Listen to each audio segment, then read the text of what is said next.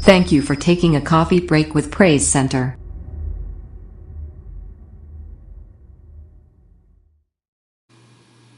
Good morning and welcome to Coffee Break with Praise Center. Thank you for joining me this morning. Hopefully you've had a great morning so far, and hopefully the rest of your day will be even greater because you joined us for Coffee Break on this morning. Decided to take a break with us. Go ahead and grab your coffee, grab your tea, grab your journals, and grab your Bibles this morning. Let's open up in a word of prayer, and we're going to get right into our discussion on this morning. We definitely won't be here long, as I don't have that many scriptures for you today, but you will be doing some reading in your spare time that you're going to make to bring this lesson all together for you. So grab everything that you need and get in a comfortable place so that we can get it right into our discussion on this morning. Father God, we thank you. We thank you for this day. We thank you for your love and your kindness. God, we thank you for your favor and your mercy. God, we just ask that you be with us this day. Give us the insight and understanding of what you have for us to discuss on today. And God, just be with us. Let your love abide with us. Let your mercy, we need a touch from you today. And God, I ask a special blessing on those that are joining me this morning. Bless them in a special way. Prosper their way, oh God. Give them a wonderful day on today. God, thank you for all that you are doing in our lives and what you are yet going to do. We thank you and we praise you for all things. In Jesus' name, amen. Okay. We are in chapter 5. Chapter 5. It's entitled Mrs. Fix-It. Mrs. Fix-It. A lesson in rebuilding, and that's what we're going to be talking about. We're going deeper into this series, okay? In our series, Cleanliness is Next to Godliness. We are taking a journey through the book, God's in the Laundry Room. God is in the Laundry Room book that we're going through. It's a great Bible study book. Lots of scriptures, lots of digging deep into the word, not just some scriptures thrown out there, but this book actually has taken us really deep into cleaning up and just getting to our greater purpose. That's where we're going. If you haven't had the opportunity to order your book yet, you still have an opportunity to do that. Just make sure you go back to Praise Center and go back to the coffee break link, and it has the coffee break there where you can order the book, and you actually can order previous series if you so desire. I would encourage you to put these books into your library. They're great resources to pull when someone comes to ask you a question or you have a question about something. We look into these books for things that we have to go through every day, and sometimes we don't know the basic answers to some of the everyday things. We have the deep answers to some things, but some people just need some basic answers, and these books give us those tools, resources. Okay, so I want to start off today with reading Isaiah chapter 58. Like I said, we won't be here very long. And I hope that you get something out of this today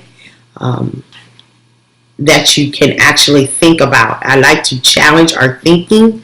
I can sit here and tell you a whole bunch of things of what you should do with your life and with your walk with Christ, but I want you to get to a place, and what I try to help us get to a place where we can actually understand why we are doing what we're doing and how we're doing things, and begin to make changes. Go to God and ask God to make these changes in our lives that need to be made. Sometimes we just do things just because we've done them for so long, out of routine, because somebody else was doing and we think it's the right thing to do. Half of us don't even know why we do what we do. Somebody else was doing and they got good results from it, or seem like they're prospering from it, so let me try it. And instead of going to God and allowing God to speak to you and lead and guide you and direct you, we kind of shy from that. And we use God as a last result and we go through and we struggle through a lot of things. I don't like for us to do that. And we all do it. We all have a tendency to go to God last, or go to God when we're in a pickle. Go to God when we just don't have the answer, instead of going to God first. And this particular series helps us to understand that we have to go to God first. As all the rest of the series have been telling us, we have to go to God first. We have to allow God to come into all of our situations and clean things up, fix things up first in our lives, okay? Before we begin to, because as we begin to do things, we begin to dirty things up, we begin to clutter things up, and we no longer see God the way we should see God. But I want to start this off of reading Isaiah chapter 58, verse 12. Isaiah chapter 58, verse 12.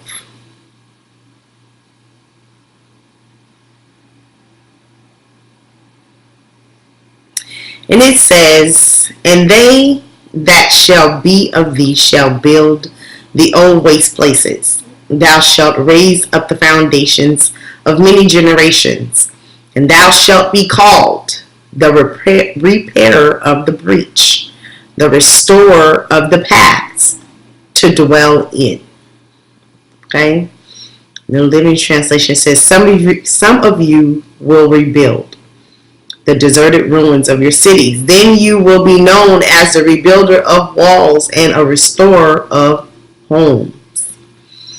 I want you to write that scripture down in your journals. Isaiah chapter 58, verse 12. Isaiah chapter 58, verse 12. And with that, I just want you to think about, what does that passage mean to you? What does that passage mean to you? If you just think about it just for a minute, what does that passage mean to you? Okay.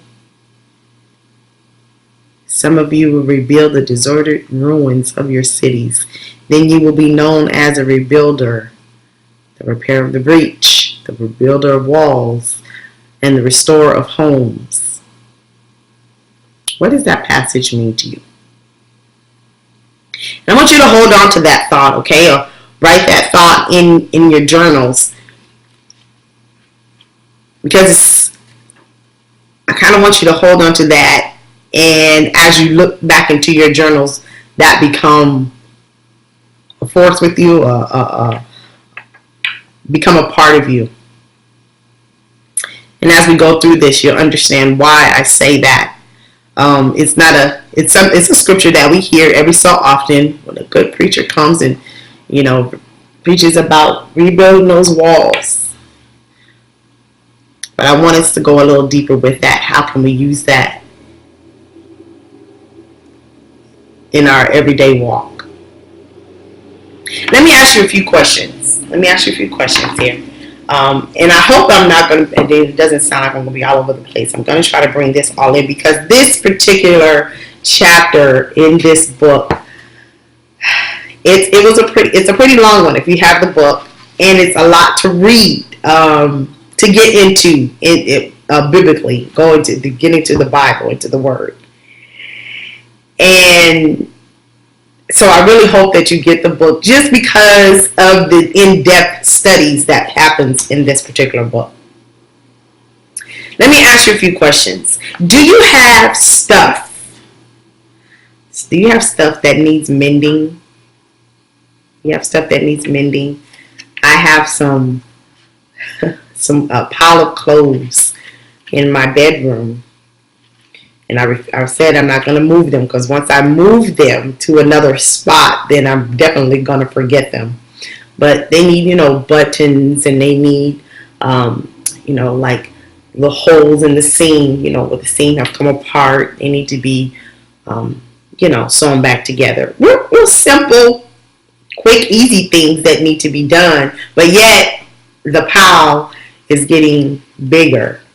And that's just, a simple example. Do you have stuff that needs mending? And I say stuff, and I want you to think your natural and spiritual, physical, emotional, stuff that needs mending, repaired. Do you have some things that need to be repaired or mended? Now, when it comes to repairs, are you more likely to do it yourself? Really get into it and do it yourself?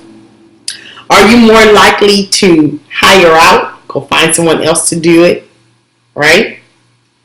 Or are you one of those that just let the damage get worse while you're trying to figure out a way or make a decision about the problem, or actually hoping that as you allow it to sit there, it'll eventually go away? Just stuff. What stuff needs to be mended? What stuff around you needs to be repaired? Interesting. Just think about that for a second. You can write that stuff down in your journals too, because as you go back and look in these journals, one, you want to see if those things have been taken care of, or are you really just one that's just kind of letting it pass? Oh, I'll get to that in a minute, because maybe eventually it'll just go away. The problem, the issue, I don't know.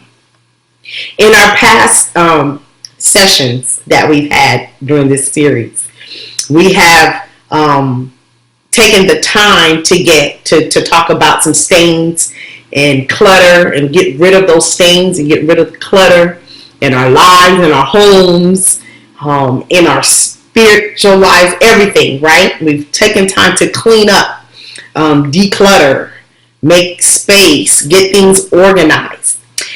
Have you ever noticed when you clean up things, especially those cluttered closets sometimes, or those really cluttered spaces where your storage rooms where you just pack things in, and when you begin to organize and reorganize and clean things up, you begin to see, you come across some things that maybe some holes in the walls, or broken tile, broken hinges on the closet doors, but there's so much stuff packed in there that you really didn't realize the hinges were broken off the closet door, because the closet door just remained open. You really didn't know why the closet door had to remain open, other than all the stuff. There was too much stuff in there to close the closet. But when you begin to clean things up, you realize, oh yeah, that's why that door had to stay open, because the hinges were broken off of it. Go into other territory. Broken relationships. As you begin to clean up things around you, you begin to see that you have come across some broken relationships.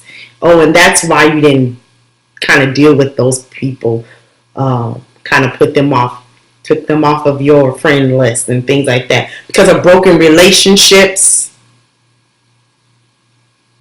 How about failing ministry? You've covered up so much of what's going on around you that you really, I guess, covered up the problems, the issues, thinking that maybe they would go away if you just cover them up with something. How many of us have done that? How many of us, if we think about the stuff that needs mending, that stuff that we have in our lives, and as we have begun to clean up things, and that's what we've been doing the last few weeks, right? Cleaning up different areas in our lives. And as now we begin to clean up, now things are becoming exposed. Things that we thought we had covered up and had gotten rid of and are gone away, now they're there again. They're exposed again. Oh no, now I've brought some things out. Well, I want us to pay attention to those things that need mending, those things that need to be repaired. They are still there, they still exist, and they're not going anywhere. I don't care how much you decide to put over them. to mask them. I don't care how long you just let it sit there. It's not going away until you actually deal with it. And that's in all areas of our lives. I said failing ministries because many of us have been called to a place where sometimes, you have to be in a point. I'm just going to say this. You cannot be called to ministry and just think you're going to be able to sit there and allow ministry to happen. If you've been called to ministry, it more than likely is for the purpose that God needed you somewhere. He needed you to work somewhere for Him. See, being called to ministry doesn't mean that you can sit there and just allow ministry to happen. There's a work that has to take place. There's a reason why. There's a purpose. All of us have a purpose. Yeah. There's a reason why you have been called to do something. And so your mindset, and this is with anything, if you want to be successful, you want to be accomplished in anything, it's going to take work. And you're going to have to be willing to get into the trenches of things when things begin to break. And what happens? Things begin to break. A towel on the floor starts out with a little hole, right? Little something, a little ding or something. But if you don't repair it then, as time goes by and as traffic footsteps go over that little piece of tile on the floor, and after a while it gets bigger and bigger. Now you have bigger problems to deal with. Instead of just a little bit of patching you have to do, now you got to repair. You can't just repair one tile because you get that one tile. It's going to be a different shape. Now you got to repair the whole floor. What's a part of our lives? What have we uncovered in our lives that started out as really, really small, and over time we have put stuff over it. We have just allowed it to sit there and even in ministry, have allowed things to take place in our ministry, in our relationships, in our homes, in our workplaces, allowed to get bigger and worse. More damage has been occurring. And now it needs total repairing, like a total gut out, total remodel, makeover, redo.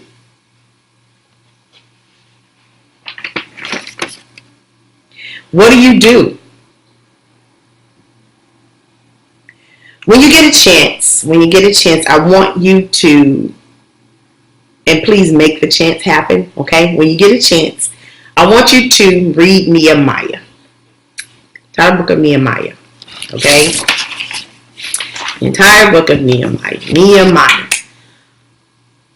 We can learn some things from Nehemiah and about rebuilding things, about rebuilding, and here about rebuilding a wall, the walls of Jerusalem, here of what Nehemiah.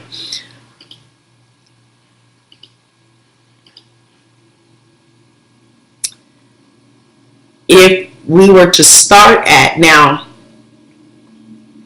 and I like to read the little kid lessons about Nehemiah.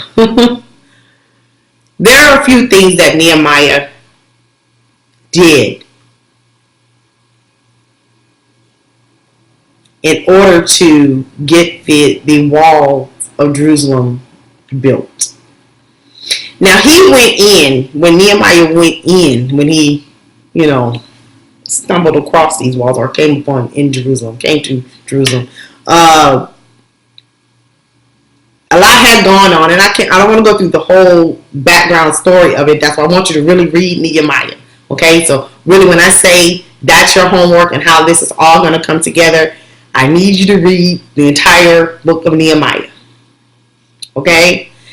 And if you have this book, she really breaks it down. We go through chapter by chapter, and as I said, lesson 5 is a deep chapter to get through. But I wanted to pull out a few things, and there was only 3 things. I wanted to pull out 3 things Nehemiah did in order to rebuild Jerusalem's walls. Okay? And there are things, now you might say, I'm not the one to do the repair. I'm not the one to, I like to hire out. I like to call on somebody else. You can still be that one. But these 3 things you can do in order to even be that person. Okay?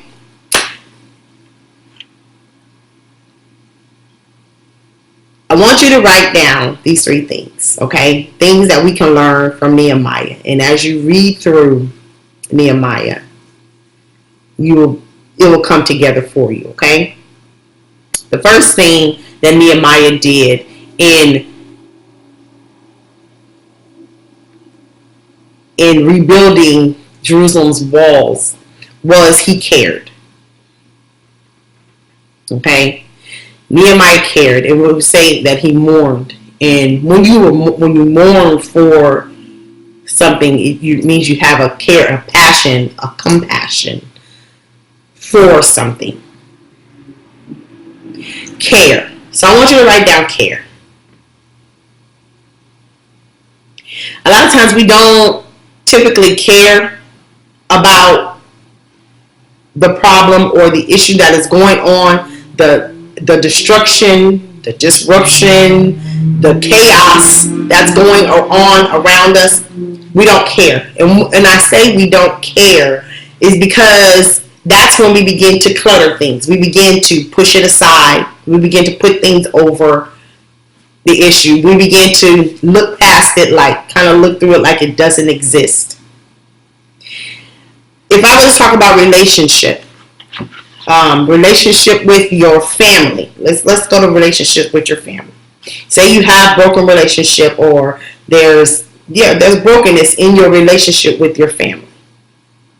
I'm using this as an example, because that's why I wanted you to think of different things or stuff or different areas in your life that need mending, that need repair. Okay, but if we think about relationship with our family, sometimes we get to a point that there's so much, or it has been going on for so long, that we stop caring. Stop caring because it hurts too much, because it angers us, because we become more frustrated. So we begin to pretend like it's not there.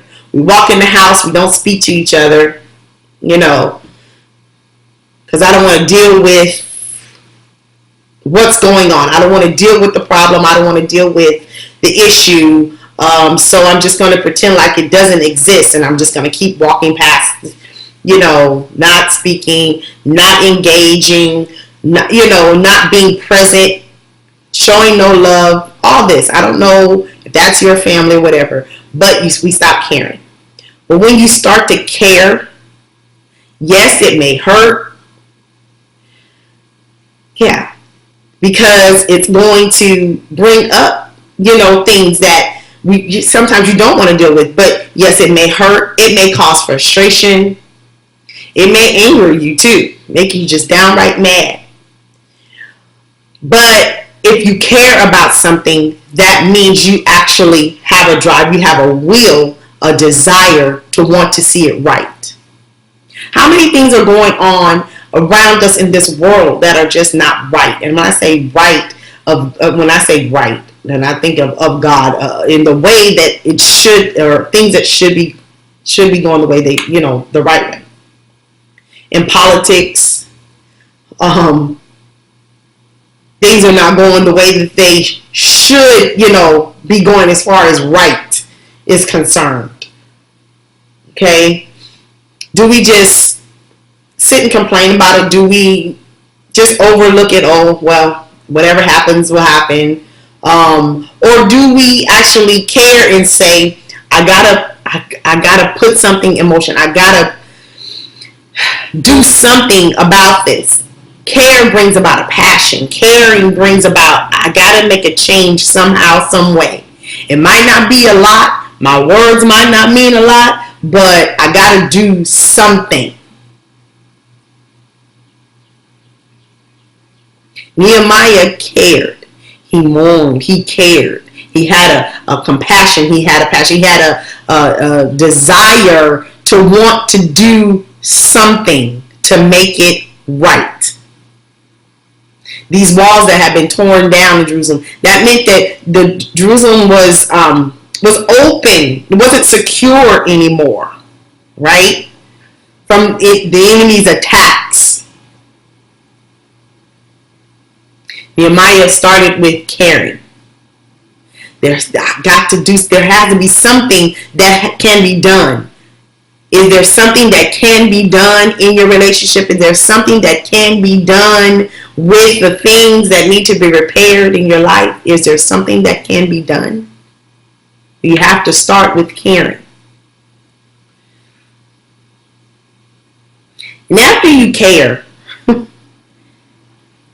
next thing Nehemiah did was he prayed. He actually prayed.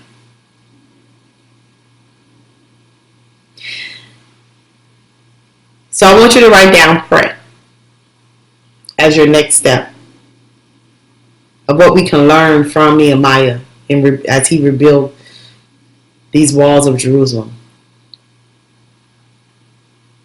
Pray.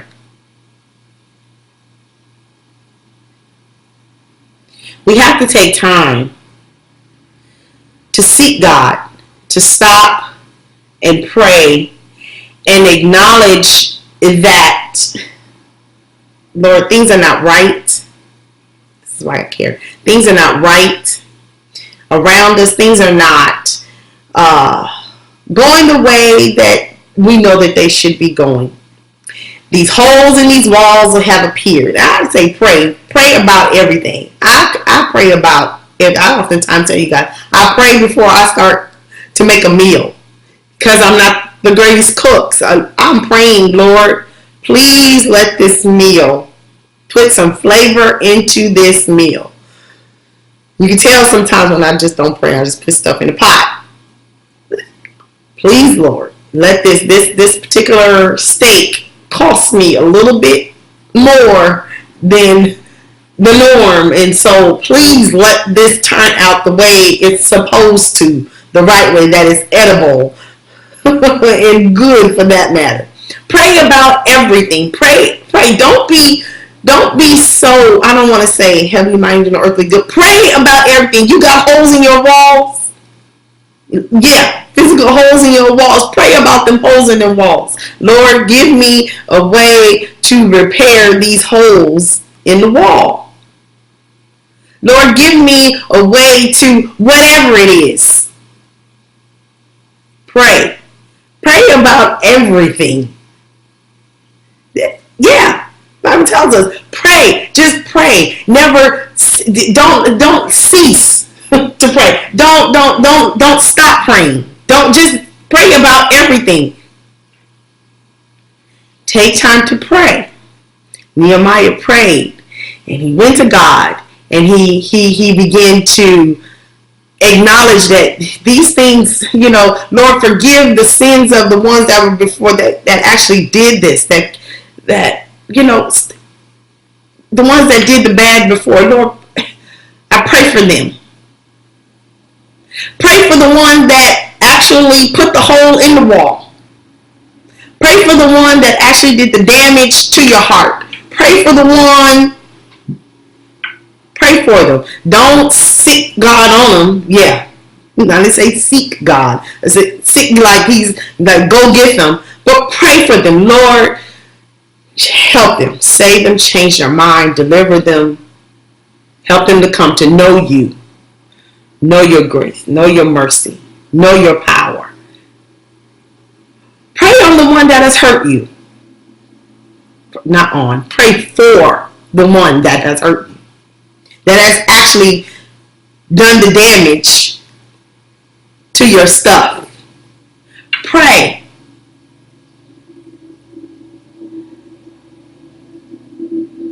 The next thing that Nehemiah did was that he fasted.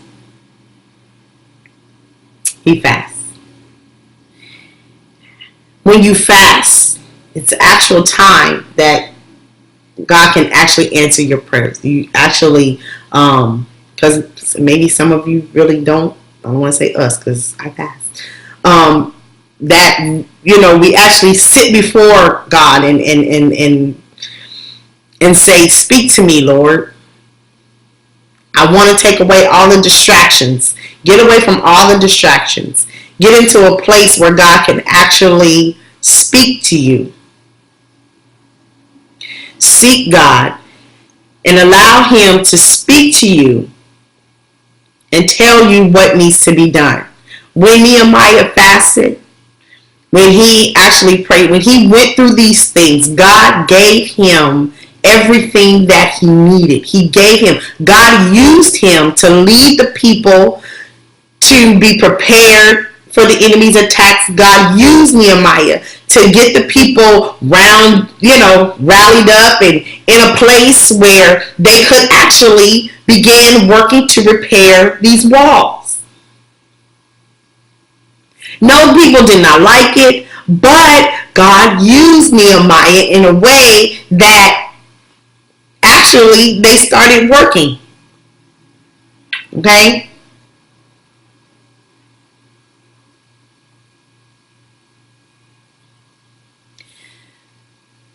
Care, pray, and fast. I know those are not words that you want to hear, maybe, because with those things, that means that you actually have to work. In order for things to be repaired, work has to be done. Nothing is going to get repaired by just sitting idly by with your arms crossed or twiddling your fingers like, okay, yeah, it'll get done. It's going to be taken care of. Nothing will get repaired. The things that you have written down in your journals that you say, this is the stuff that need to be mended. This is the stuff that need to be repaired. It's not going to get done unless you work. Without work. Work needs to be done. We can't sit idly by in ministry when we see things that are going on within our ministries that are not of God. That the enemy is coming in and just deciding to destroy things, to wreak havoc right before our eyes. We can't sit there with our arms crossed, twiddling our fingers and saying, gotta take care of it eventually. It's okay. No, we have to work. That laundry is not going to get done without work, right? Nothing that needs to be done, mended, repaired, taken care of will get done without work. But you have to care that it's going to get done. In order to get the strength to get it done, you need to pray. And in order to get the direction of how to do it right, you need to fast, seek God. Put yourself on the front line. Yeah. Read through Nehemiah. See, I don't have a lot of scriptures for you today. But read through Nehemiah, because what we learn from Nehemiah is how to build up our strength, how to get a strength about us. I want to say a strongness up. I don't know what the word is about us, that when the enemy comes, and he will come, when Satan, the evil one, the devil, when he comes to tell you don't care, or when he comes to make the problem even bigger, that you can stand firm, that you can stand strong and say, no, I care so much. I'm going to pray and I'm going to fast. I'm going to seek God for how to get this done, how to get you away, how to get this repaired. Don't allow the damages that exist in your life, in your homes, even on your jobs, in your ministry. Don't allow that damage to just sit there and become bigger. Don't allow the enemy to come in and just completely destroy your temple, your home, your life.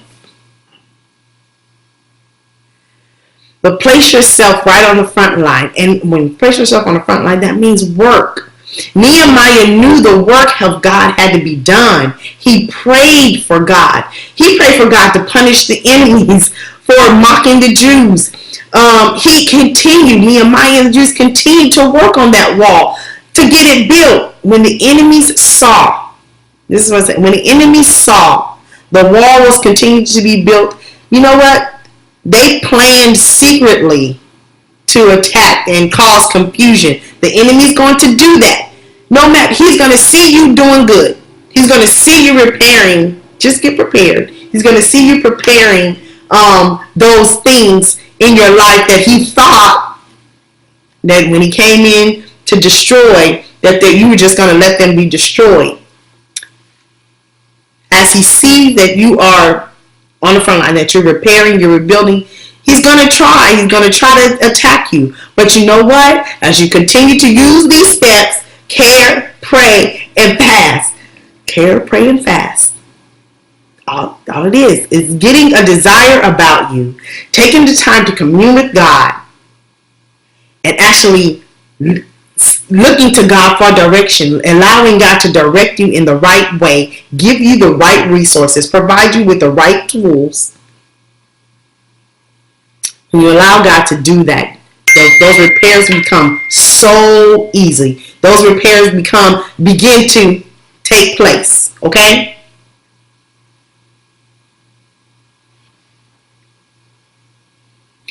It's going to be stressful. It may be. I'm not saying it's going to be. It may be stressful. It may be almost overwhelming to the point that you're just going to give up. I don't want us to give up. We have taken the time to clean out. We've done this. We've taken the time to clean up things. And I mean, if you've taken the time to clean out those really cluttered spaces and reorganize them, that takes time. That takes some effort. Don't allow all the work that you have done in the last 4 weeks, right? Don't allow all that work just to go and fall by the wayside. Don't. Continue to go. Now some things need to be repaired. You've seen some things have been exposed. You need to take time to take care of those things. Okay? They need to be fixed. Don't just allow them to go away. I said if you're the one that, hires out, you can still care, pray, and fast for the one that you're actually seeking, because God needs to give you the right person to go and hire. It's the worst thing to hire someone because they're cheap and they don't know what they're doing. And they're making a mess and destroying and making things worse than what they begin with. It's the worst thing ever to have to go back and pay double to get someone to come in, fix the original problem and the problems that were caused. That's why we have to pray fast, and care fast, and seek God. Okay? Just do all those. Care, pray, and fast.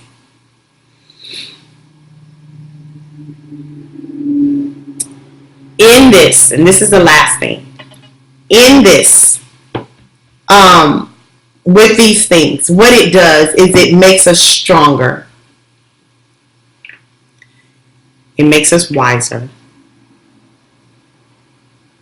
It even builds our relationship, a better relationship, a closer relationship with God.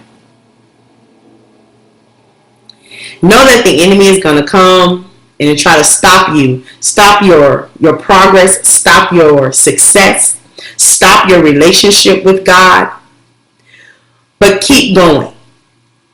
Continue to go through even all the cleaning steps that we started with. Getting rid of the sin in our lives, acknowledging the sin, clearing out the clutter. Don't allow so much stuff just to be around you just because it doesn't have no purpose at all. But continue those processes. Continue doing those things. Continue allowing God to come in and work in you. If God is working, something about that. If God is working, why shouldn't we be working?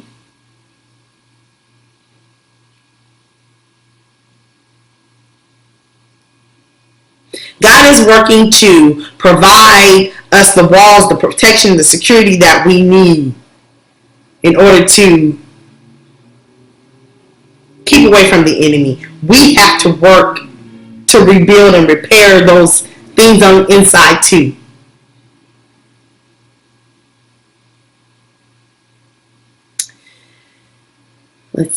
trying to.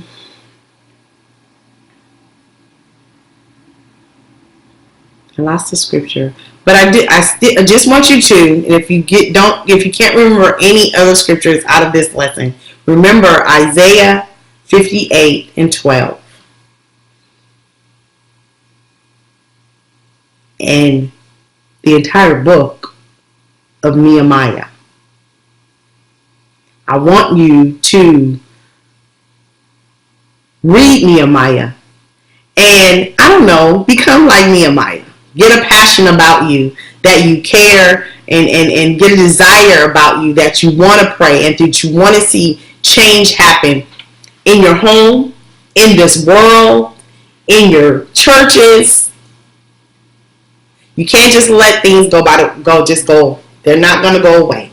Problem will not go away. You have to actually get in front of it. Get face to face with the problem and get to repair it. Okay. Care, pray, and fast. I hope you guys got that in your journals. I really do. And I hope you get the opportunity, take some time to get deeper into this word. This is it for today. Okay, because I want you, even if you have taken the hour, and I want you to take the last 15, 20 minutes to read Nehemiah. Begin to read Nehemiah. And begin to place yourself in Nehemiah's place. Okay? Just like Nehemiah got into the place to make things happen, you can do the same thing to make things happen in your life. Don't just stand by and say, oh, God, take care of it. He sees it. He knows. If you never ask him, if you never seek him, yeah, he just knows about it. He don't see that you have a desire, that you even care that it's to be taken care of. I hope something has been said today that would encourage you to seek God first. To seek God in every area of your life. Every area of your life. Share this coffee break with another sister and a brother. You never know what they might be going through, what damage or things that need to be repaired in their lives, and they might need some encouragement to seek God. First, begin to care about it. Just don't look at the situation that's there, but put some care into it. Put some prayer on it and some fasting, and watch God work things out for you. Realize you're not in this alone. God is ready and he's willing to be there for you.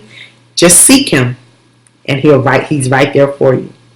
I hope you will get an opportunity, if you can, to make a contribution to Coffee Break. So go to the website, go to the giving page and actually give to Praise Center for Coffee Break. We hope and pray that something has been said and done that will encourage you to help us, support us as we continue in this ministry. God bless you and have a wonderful day.